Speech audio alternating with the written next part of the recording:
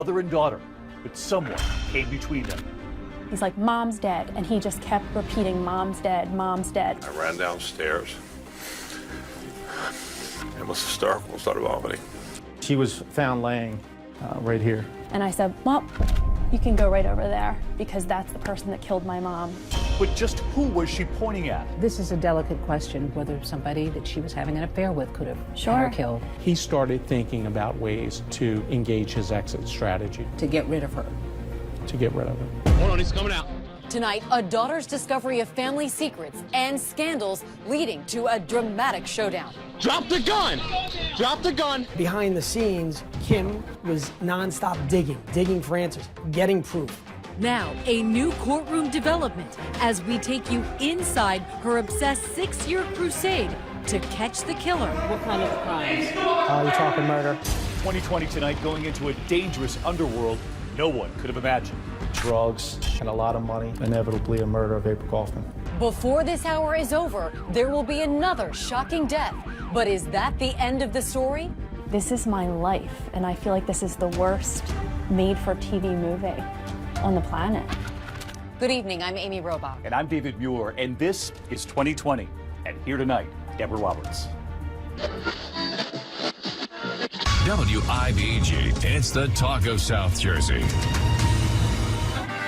Driving the corridor between Atlantic City and Philadelphia weekdays between the hours of 2 and 4, you may have heard this voice on WIBG FM.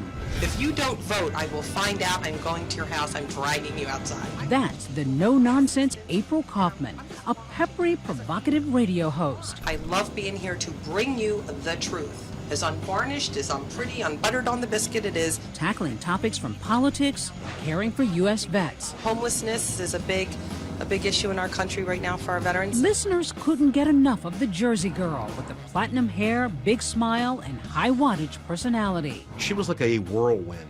Like, she would come in and she would make a lasting impression on everyone. In her upscale town of Linwood, New Jersey, not far from the boardwalk, April and husband Dr. Jim Kaufman, a prominent endocrinologist, are the community's consummate power couple. The two of them were well known individually as well as together. They really wanted to be involved in the community, but they also like to have some fun. Every day, the doctor and Mrs. Kaufman had a familiar routine. Jim heading to his medical practice before sunrise, and then a standing phone call with April at 8:30 a.m. But on Thursday, May 10th, 2012, that call to April goes unanswered. And after several failed attempts, Dr. Kaufman sends over his handyman to their home on Woodstock Drive, where he discovers a horror. 911, where's your emergency? Yes, I have my bosses down. She's lying on the floor in her bedroom and not answering. Okay, where are you, sir? 2 Woodstock Drive, Linwood. Okay, hold on, I'm transferring you. 47-year-old April Kaufman found dead on the floor of her bedroom. With the family handyman on with 911, Jim calls Linwood police. This is Dr. Kaufman. I just got a call by my house person that my wife is face down on the floor. My partner's sending out the ambulance as we speak. Okay. Well, okay. I'm getting there as fast as I can. Detective James Scopa took me inside the home where the wealthy socialite who once lived larger than life was discovered dead, shot multiple times. She was found laying right here. Face down. Face down. As the media got there and they started to realize who it was, that's when they knew, okay, this is really a story. It was chaos. As the steady whir of helicopter blades begins swarming the sky, Jim Kaufman makes another phone call, this one to stepdaughter Kim Pack. I answer the phone and I say hello, and he's like, "Kimberly?" And I said yes. He's like, "Mom's dead." And he just kept repeating, "Mom's dead, over and over. And as I got to the front door, there was a police officer that put his hands out, and I pushed his hands away. And I go, "Where's my mom? Where's my mom? What is happening here? I need to see my mother." He said, "We think this is a potential homicide." No one could imagine who would have shot April Kaufman. Beautiful, blonde, glamorous, and she was fun. No one had any idea what was going on behind those closed doors.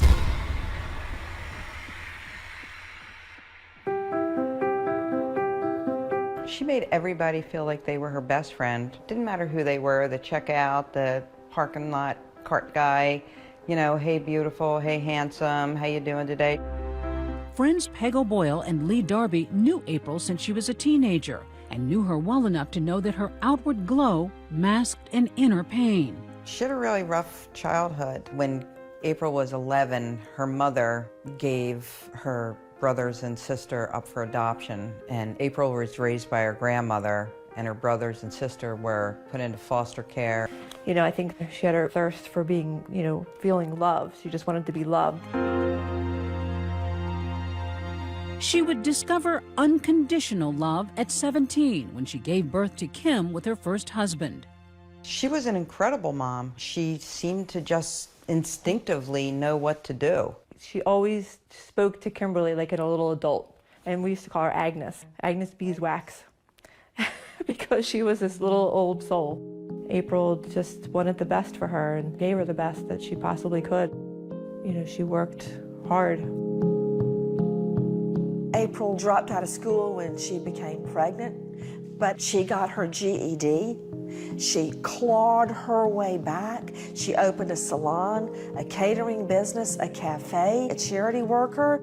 But while April worked hard, she played hard too. She liked motorcycles and fast cars? She did when she got her first motorcycle.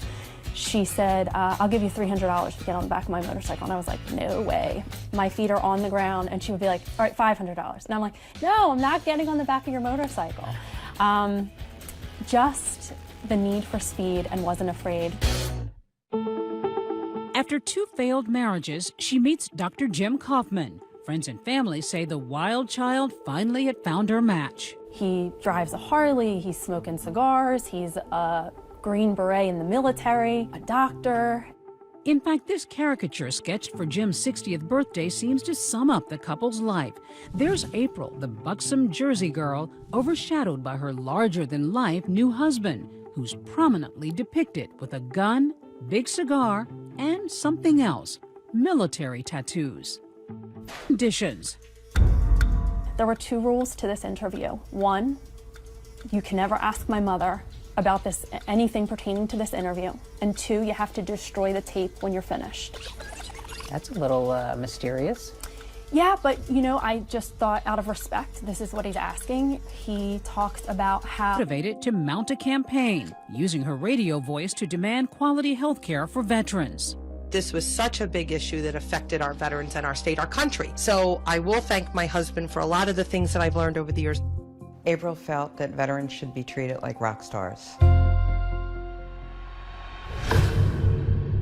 So how did this fierce and loved advocate for casualties of war become a casualty herself?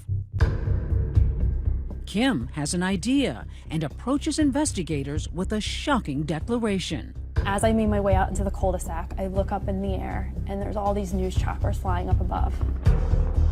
And I said, well, you can go right over there because that's the person that killed my mom. Stay with us.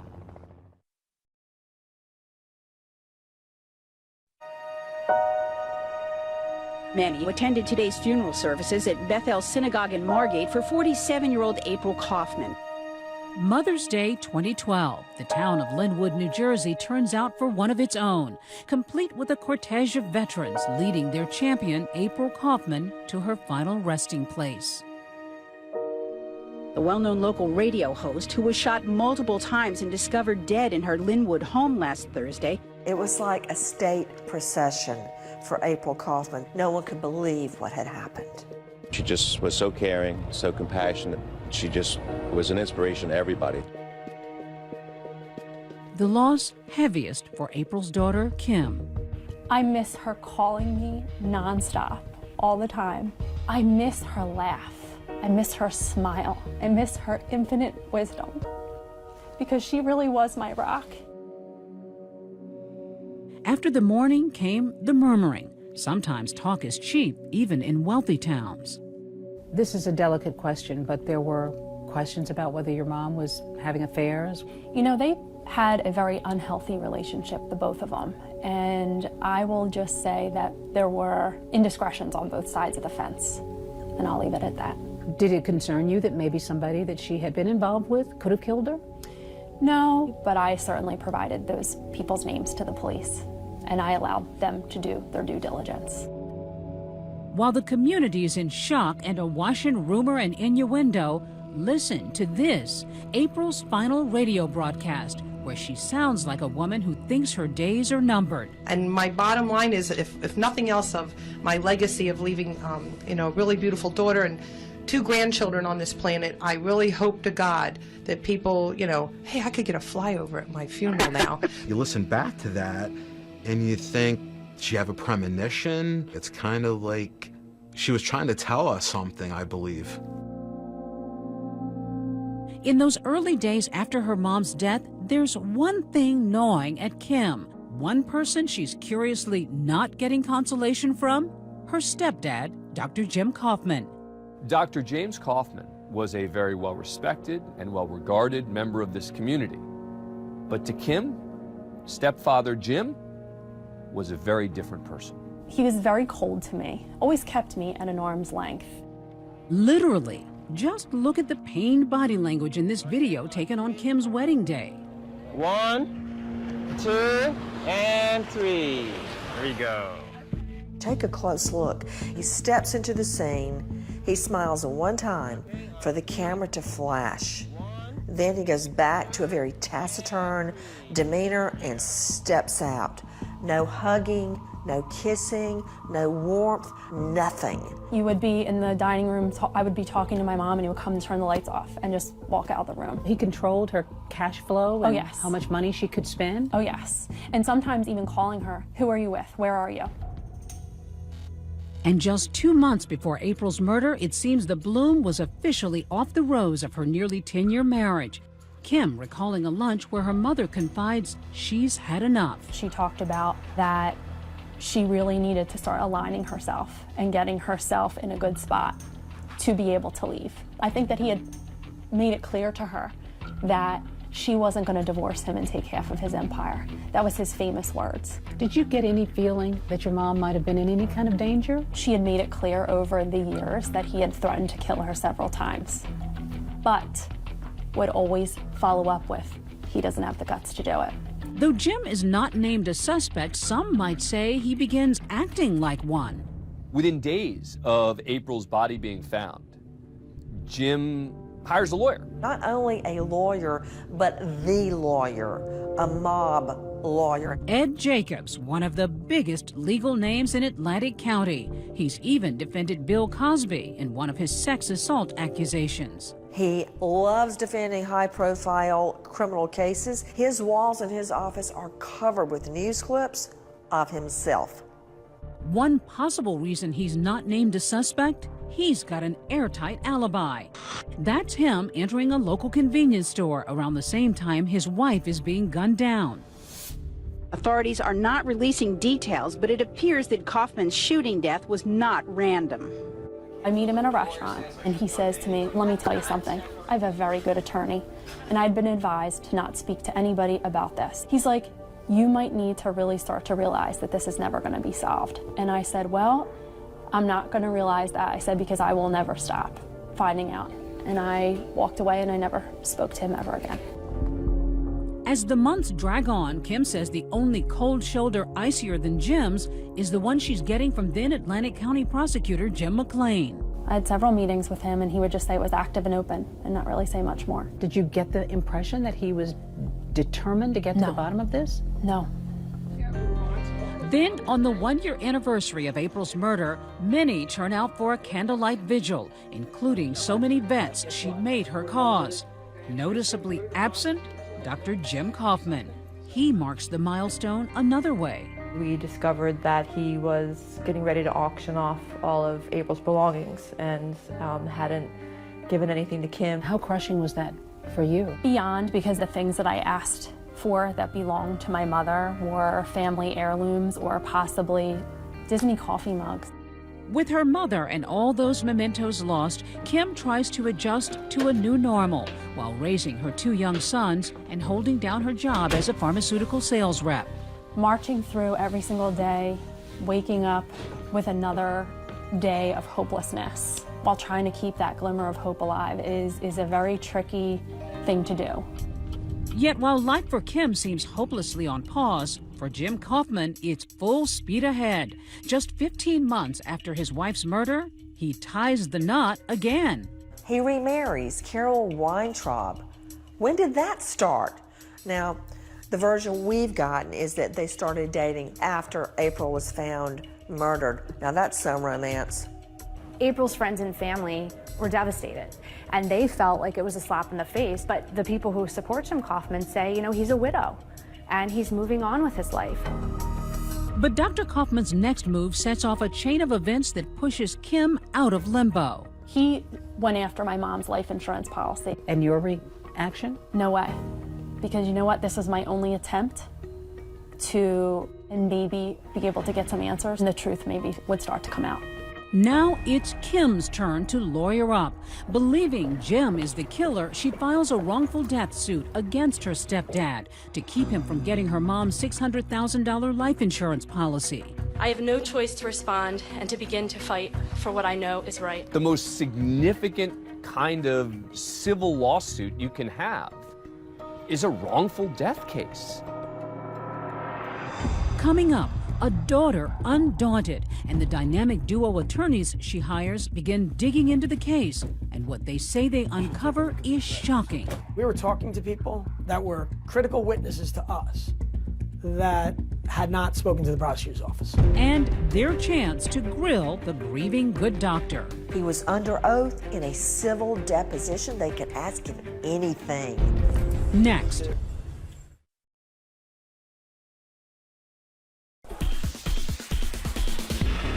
Atlantic City, legendary for its slots, signature shows, and of course, this moment.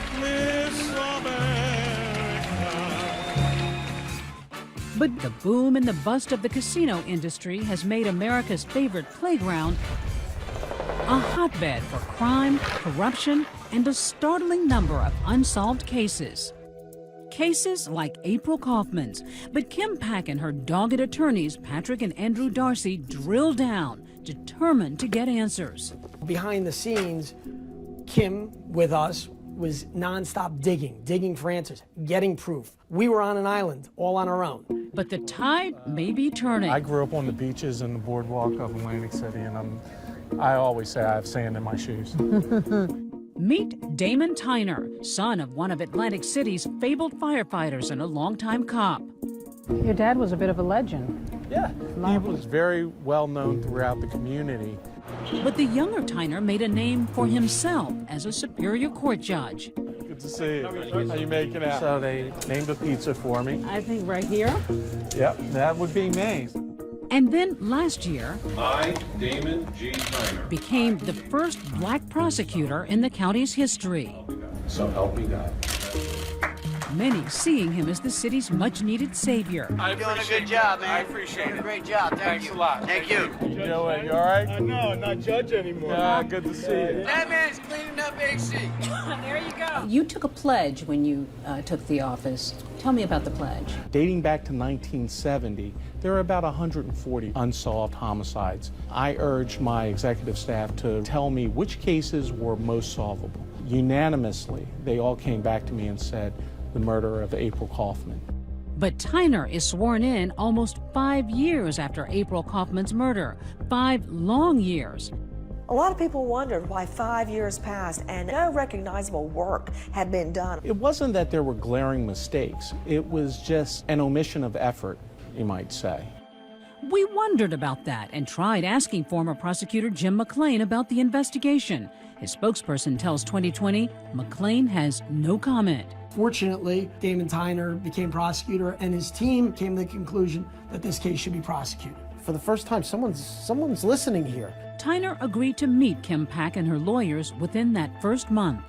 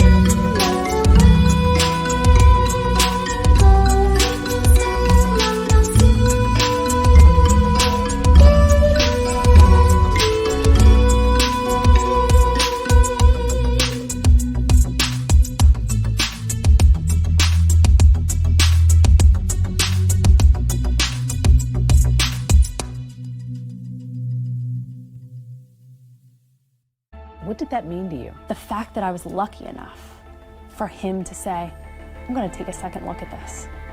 Me, my case, thank you. Like, this is all I've been asking for this entire time, is for someone to care. It took 3 hours for Kim's lawyers to unpack all they had uncovered. You should take a look at these records. But no evidence as compelling or illuminating as this. Today's July the 11th, 2014. A 4.5-hour-long video deposition of Dr. Jim Kaufman himself, finally talking for that wrongful death lawsuit Kim has filed. Basically, I ask the questions, you give the answers. Understood? Yes. 4.5 hours under oath is a lot of time. It's a lot of questions. I do. Okay. We may proceed. That was the first time he could be compelled to talk. There he is in the hot seat for the very first time, getting grilled on everything from his love of guns. How many guns do you own? Approximately 18. To the moment he first saw his wife lying lifeless on the floor. I ran upstairs. I looked inside and unfortunately saw April lying there. And she wasn't moving, and she had a pallor, which I've known after 30 years is obviously someone has passed away. And I ran downstairs and went out on the lawn and was hysterical and started vomiting. Okay, do you have tissues, by the way? I got them. Do you need to break? When I look at a deposition, I sometimes turn the sound down. I don't want to hear what they're saying. I want to see what they look like. and what their facial expressions are. He struck me as a manipulative guy. But there's a barrel-sized bombshell about to drop. The doctor's casual and stunning admission about a secret he's been keeping for years. Seems that time he spent in the Special Forces wasn't so special. Have you ever served in any branch of the military? No. That's right, Dr. Kaufman forced to come clean about his so-called... Did you ever tell Kim Pack you were in the military? Yes. Okay. Did she ever do a project for college, and part of the project was you being in the military? Yes. And what you went through? Yes. And that you carried bodies? Yes. And the torture that you had gone through? Yes. Did you ever tell anyone that you were a Green Beret? Yes. Who'd you tell? I don't recall how many people I told.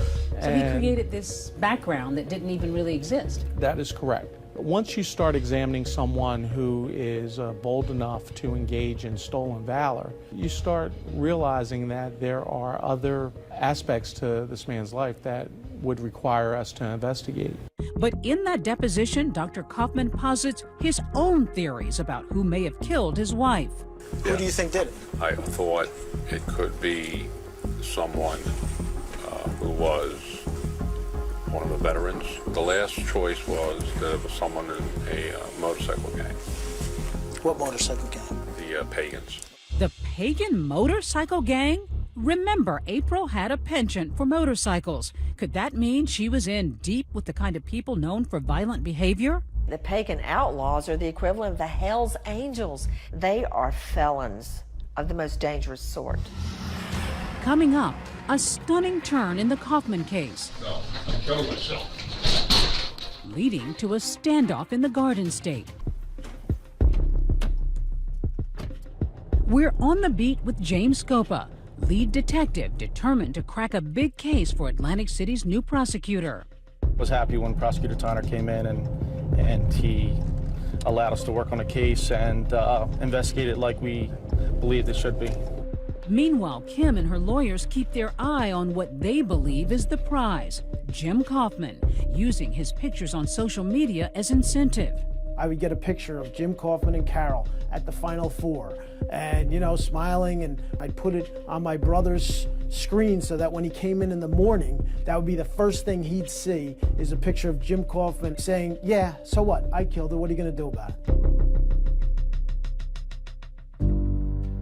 But there's an unexpected canary in Kaufman's coal mine. It's coming in the form of a tip from the FBI. The feds believe Kaufman may be involved in another unrelated crime. Lo and behold, another investigation related to insurance fraud, his role as a doctor, comes up. Investigators get a warrant to search his office. So they show up at Kaufman's clinic just to look at his records. On June 13th, 2017, we attempted to serve a search warrant at Dr. Kaufman's office here. Within minutes, it's clear this will not be a routine visit. Detective Scoop with the prosecutor's office under the last week. Stay right here for me. Just keep your names off out there. No. What does he do instead of ushering them in as most of us would with? They're there. Changes everything. The husband of a murdered South Jersey radio host and advocate is behind bars following an early morning standoff. Investigators say that same day they seized more weapons from Kaufman and at least $100,000 in cash. That was a game changer. After the standoff with Jim Kaufman, he goes to jail, not for murder, but for weapons charges. He fights to try to get out. The judge would not let him out based on his conduct, and that gives the new prosecutor, Tyner, a chance to really dig into the murder case. Starting with the crime scene. So this is the house here. The bedroom that April was found was upstairs. But the biggest break in the case doesn't come from inside this house at all. We knew Dr. Kaufman that there was a point in time that he was inquiring about having her killed. And how'd you find that out? We were able to get a witness to cooperate with us this past November. That broke the case. And who was that witness? A former member of the Pagans Motorcycle Club. Remember them? They're the ones Dr. Kaufman had pointed the finger at in his deposition. The last choice was that it was someone in a motorcycle gang. What motorcycle gang? The Pagans. But now the tables have turned. One of those pagans ratting out Kaufman, and not just for murder. Prosecutor Tyner on January 9, 2018. Hey, Sergeant, sir. Good afternoon, everyone. My name is Damon G. Tyner. At a press conference, Tyner lays out the case of an elaborate and secret double life that Dr. Jim Kaufman was leading. Treating patients by day, writing fraudulent opioid prescriptions for those pagans by night. They would come in and be patients, and all of a sudden you had a prominent endocrinologist that was prescribing opioids and all kinds of other painkillers when that wasn't quite his practice. So he's got the power of the prescription, and then they've got the gang activity. Essentially, they were flooding the market with opioids and selling them at a marked up price. What a bombshell. This straight-laced doctor that everyone had respected was part of a pill mill, a drug ring. And not only that, with the pagan outlaw motorcycle gang. And April Kaufman found out. Found out and, according to Tyner, threatened to expose his secret seedy double life. He started thinking about ways to engage his exit strategy. To get rid of her. To get rid of her. For the past 5.5 years since April Kaufman was found shot to death, there's been little movement on this case, and no arrests had been made in connection with the murder. That is until today. An explosive breakthrough in the murder of radio host April Kaufman. Murder charges just filed against Dr. James Kaufman in a plot that police say involved members of a motorcycle gang. But wait a minute, didn't the doctor have an airtight alibi? Remember that early morning stop at a convenience store? Tyner says Kaufman wasn't the shooter, that he paid one of those pagans roughly $20,000 to do his dirty work and kill his wife. He went inside and he shot April Kaufman twice. And ironically, that alleged hitman died a year and a half after April's murder of an opiate overdose. His pills prescribed by, you guessed it, Dr. Jim Kaufman. When I heard the details of everything, it really, really was unbelievable. I feel like this is the worst made-for-TV movie on the planet. The prosecutor worries Dr. Kaufman could be targeted by pagan members in jail, so they move him upstate to the Hudson County Correctional Facility as they begin gearing up for their first major trial. Finally, a chance to close one of those Atlantic County cold cases. But then, another shocking turn. Dr. James Kaufman dead. Officials with the Hudson County Correctional Facility confirmed that he died at 9:20 this morning. What was your reaction when you heard this? I was stunned. The story started off terrible and is ending terrible. Dr. Jim Kaufman dead. But how? Were you worried that he could be hurt in prison? That's always a concern. Will justice ever be served? Stay with us.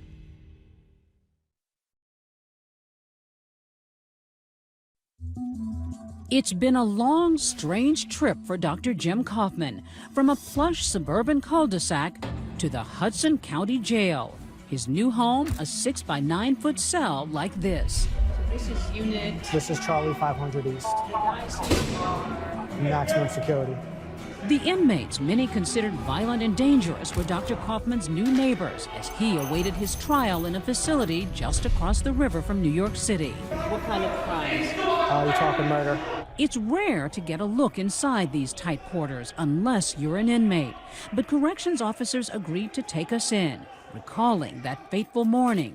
Just after serving Dr. Kaufman breakfast, they made a grim discovery. The doctor was dead, hanging himself with a laundry cord. I was stunned, but that's, in retrospect, that's what convinces me now more than ever that he understood that the end was near. He realized it had all caught up with him. Yes, I think so. Bottom line, he had his wife murdered, and the only way out for him was suicide. Kaufman did leave something behind in that jail cell. This note obtained by 2020. Even in that jail cell, when he killed himself, he had to write this very lengthy suicide note to be in control at the very end, to get the last word. Kaufman adamant that he didn't kill April. I cannot live like this.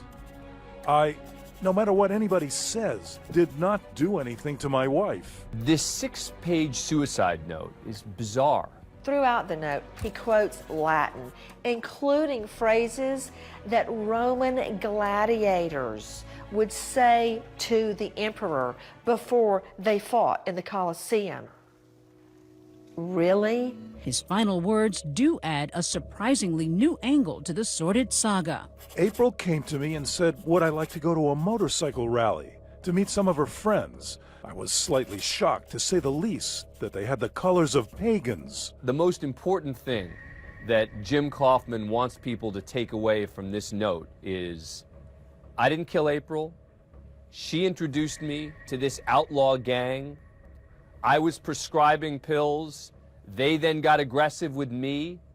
They then started threatening me. And they're the ones who killed April. Were you able to determine whether April had any involvement with either the gang or the pill mill? Our investigation at the time did not lead us to believe that she had any involvement. I believe that at some point she became aware of it. I think ultimately that's the reason why she was killed. But dead men tell no tales, at least not in court. And with both that alleged hitman and Jim Kaufman deceased, Tyner's last call for justice would rest with the case against the accused pagan ringleader, who he believes conspired with Kaufman to kill April. Just weeks ago, that case unfolded in a New Jersey courtroom, Freddie Augello on trial. It took a jury less than 2 hours to find Augello guilty of all counts in connection with the murder of April Kaufman.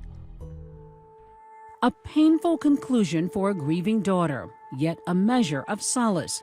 Kim Pack may finally find the justice she's been seeking for years. Why do you think this case wasn't solved 6 years ago? I don't know, that's the million-dollar question. But what I do know is that I was blessed and granted the ability to have peace in my life for the first time in 6 years by a man with determination and that believed in my story. And that is Damon Tyner, and I am forever grateful to that man. Although in a tale as twisted and tragic as this, there's hardly any true closure. And that's the saddest part of this entire story. Her mom's still not coming back.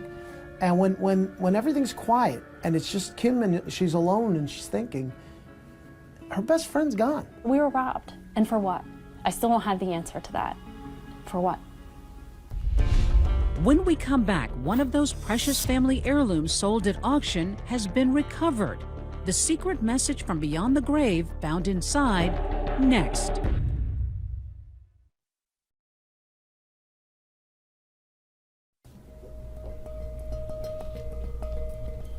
Kim Pack doesn't just resemble her mom, she's inherited the same passion that made April Kaufman so beloved. She's like a pit bull. She is. She latches on and she's not letting go until she gets what she's looking for. She's a mini April.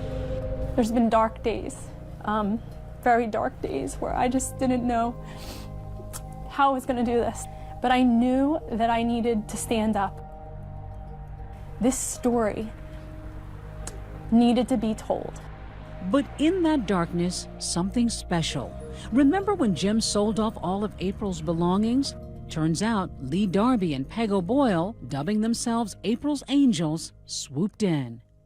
These women got together and they were on the phone calling people, raising money to be able to buy back things that belonged to my mother. So that's how you got the last remnants of your mom's things? Yes, and my mom collected these little Limoges things, and this was the first item that I touched from the auction. And inside this note, it says, "To Kimberly, from Mom. Whenever you look at this, you know you're always loved. You're so special. Best wishes for the rest of your life." And you had no idea that note was there? No, and I feel like this was meant to be. I feel like I was meant to have this. I keep this by my bed, It reminds me that my mom is with me all the time. Out in the community, other reminders. My husband and my boys got this bench dedicated for her. It's special because it's a spot that we stop and my kids will.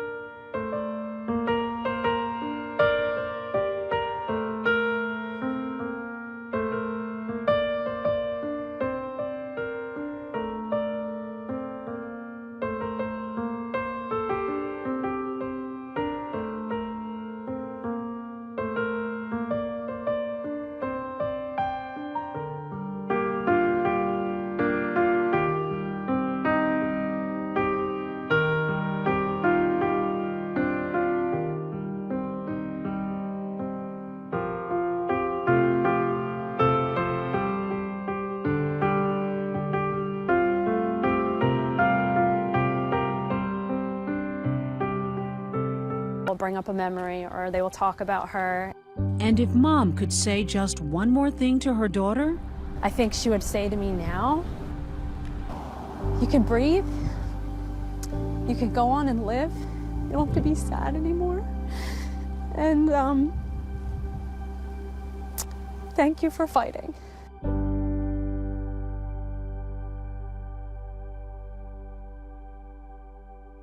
A fighter to the finish. Remember Kim Pack's civil case to get her mother's life insurance? Well, we can report tonight that her attorney now says that's been amicably settled with Kaufman's widow.